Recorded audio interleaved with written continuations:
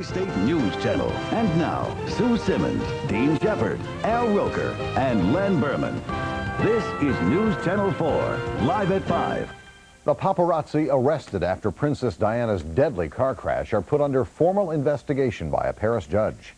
Good evening. The 7 men held for questioning in Princess Diana's death could face charges of involuntary homicide. And while many are pleased with the judge's decision to put the photographers under formal investigation, it's done little to ease the profound grief over the death of a princess. We begin our team coverage with News Channel 4's Michael Hill in London. Michael?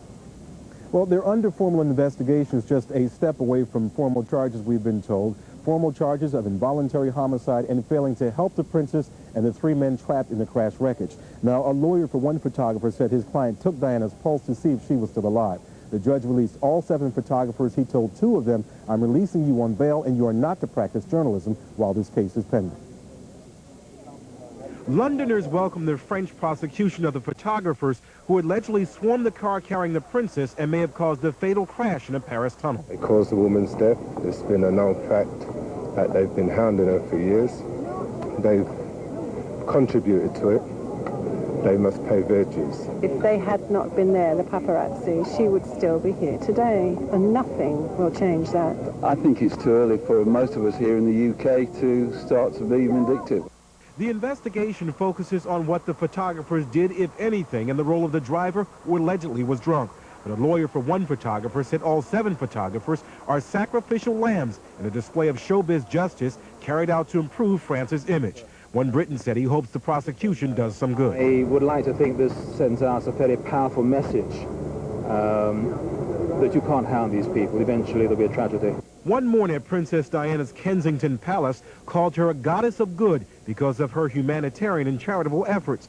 Now Buckingham Palace has established a memorial fund to continue Diana's work. The fact that people can contribute something which they knew she believed in forever, I think it's a great idea.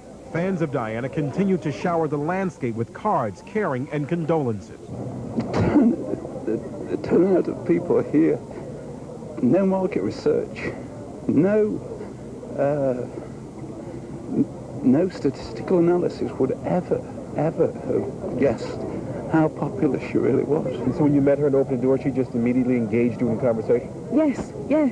In fact, I nearly bumped heads with her because she dropped a T-shirt that she'd been given for William at the time, and I bent down to pick it up, and she bent down at the same time, and she laughed. You know, she thought that was quite comical. At St. James Palace, where Diana's coffin is lying, fans keep coming, and so do the tears after standing 6 hours in line. There's a young lady in there who's done much for the world.